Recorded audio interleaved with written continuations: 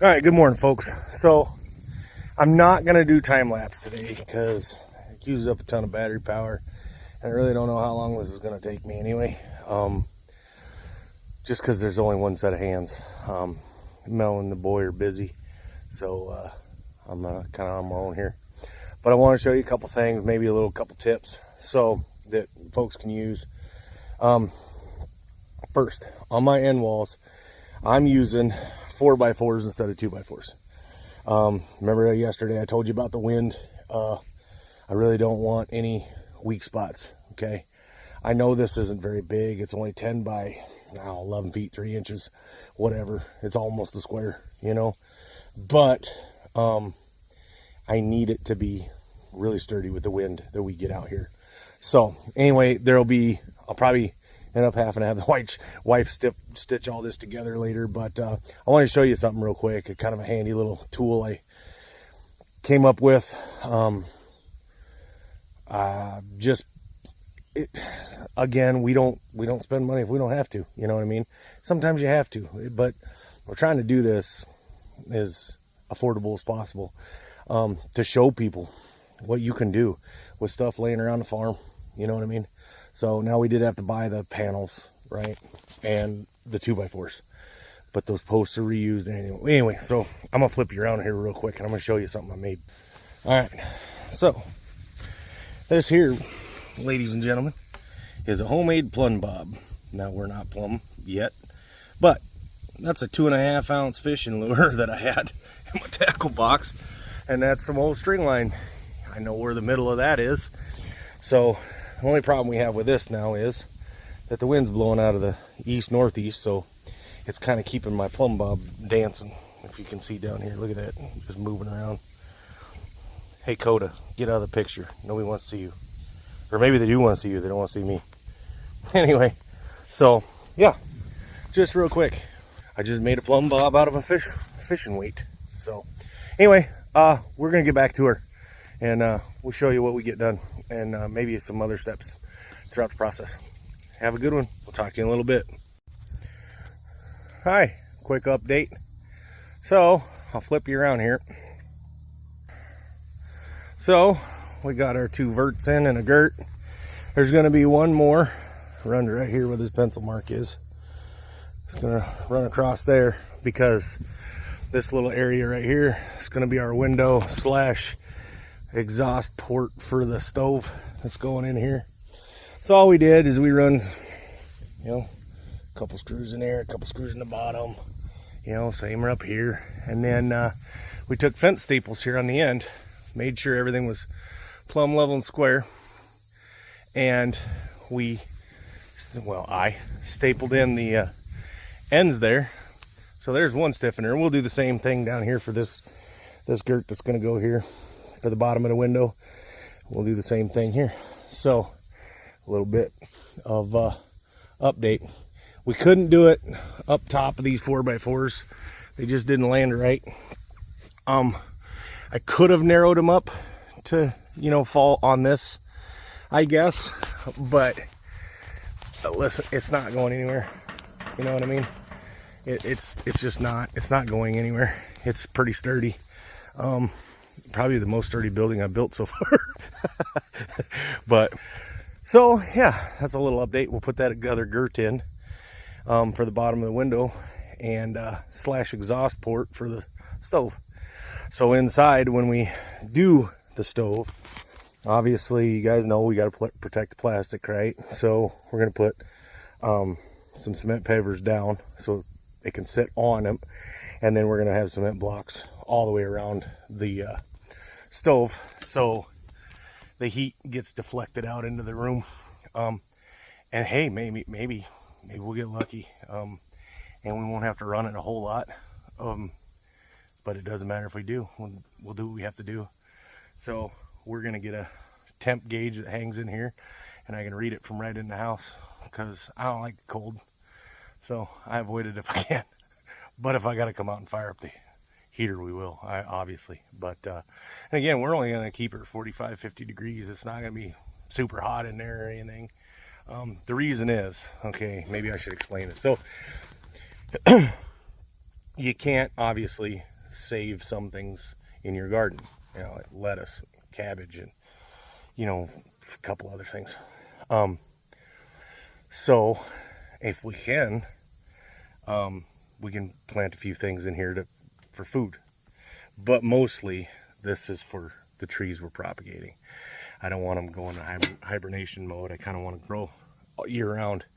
And then hopefully, I've already started propagating some arborvitae, and couldn't believe it. They don't look good if you walk up on them, but if you dig down around the base, you see new sprouts growing. So I don't know if they got roots yet, but they got new little needles coming out right at dirt level. So that's awesome.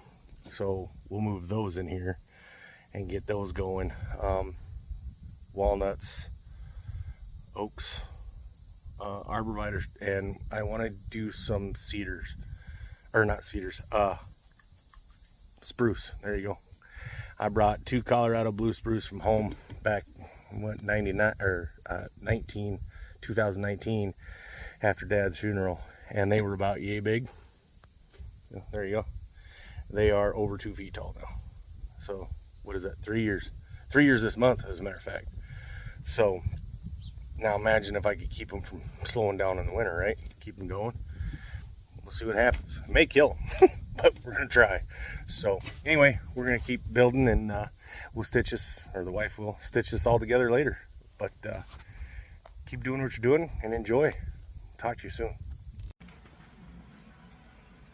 All right, folks, good afternoon. So I didn't get a whole lot farther on the greenhouse with some other stuff that needed to get done. So I put up that last skirt I told you about underneath where the window is going to be, and then I put 2 of my racks in there, and I will show you those at a later date, that hold half barrels.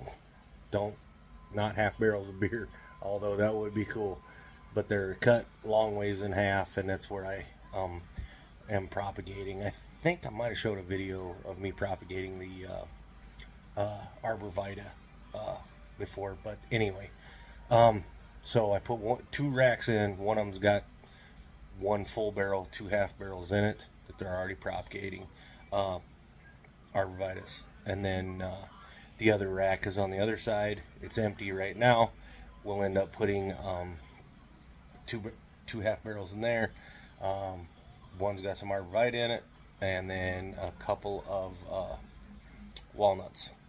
And then the other barrel, the other half barrel, I'm going to do, I think I want to do the Colorado blue spruce, like I was telling you earlier in the other portion of this video. So I want to do some Colorado blue spruce. I was just watching a video on how to propagate them. So because the whole western side of my property over here to my left, we live in the country, but so initially this whole area, my farm is the original Rennick farm, was 250 acres, and then it of course got whittled down over time. Well, the old homestead is just right down here at the bottom, just across the creek there. That's the original stone house, whole 9 yards. It's beautiful down there. But at some point in the last 50, 60 years or whatever, they sold off those 4 acres. So I've got the 16 that had nothing on it, and then they got the 4 with the house, and that was all that's on it. Now there's a house, garage, and pole barn. He's gone crazy, but which is cool, you know, absolutely. But we want to have a screen between me and them. They always say fences make great neighbors. So evergreen trees, you know. We do not have a problem with our neighbors. They're super sweet people. But I moved in the country, so I didn't have to see other houses and see other people. So we're gonna make it so we can't see them. We'll still hear them, and they, like I said, they don't bother us at all. It's just, it'd be nice not to be able to see their house and their barn and all that. So I guess that's the goal. And then like this whole area over here, which we'll walk around eventually, most of it is going to be planted into some sort of either evergreen or whatever. I don't care, trees, right? We don't want to mow down there anymore, and everything east of the house,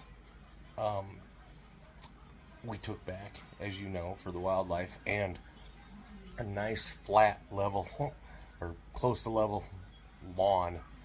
That'll be super easy to mow, and that's going to be running to the east here. So it's about, by the time it's all said and done, it'll be about an acre that we have to mow with the lawnmower, and the rest is going to be trees. I love trees, I love wildlife, so that's where we're going with this property. But anyway, the greenhouse. I put that other horizontal up and got her all buttoned down and put those racks in there, and we'll show you that. Obviously the project's ongoing. We're waiting for, like I said, that other panel. I really don't want to tear apart my ground blind that I'm building. I may not even get it done this year. Maybe, I don't know. It doesn't really require that much more. I throw another tarp on and some camo netting and call it a day. Could probably do that. So anyway, that's what we got. So we'll finish stitching these videos together, and then we'll be able to post so you can see what we're doing. So anyway, beautiful weather today, beautiful day. You know, God made a great day, and it's just perfect. It really is. So God bless you all. We'll hopefully be putting out more and more videos as fall comes along, and hopefully there will be some deer hunting on there. So anyway, again, God bless. Jesus saves. We love you. We hope to see you soon. Like, subscribe, and leave a comment. Hit that notification bell so you know I put out more content. Have a good day, guys. Bye.